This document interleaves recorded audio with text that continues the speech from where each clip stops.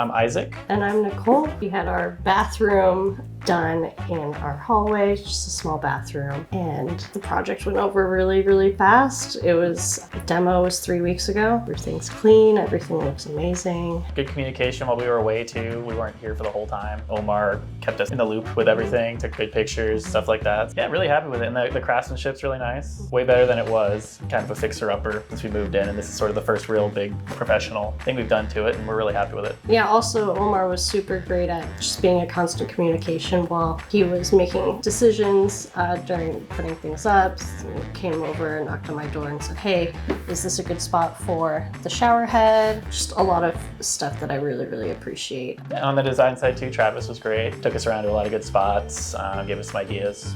Brought us to places that we hadn't heard about. So gave us some tile suggestions, places we could see. And that's where we fell in love with the tile that we picked out. Gave us thumbs up on things that in our design process. Yeah, I guess couldn't be happier. Highly recommend. I think Affordable Design and Remodel is a great company to work with, good at giving you an actual quality work, and I recommend anyone to use them. Real family feel.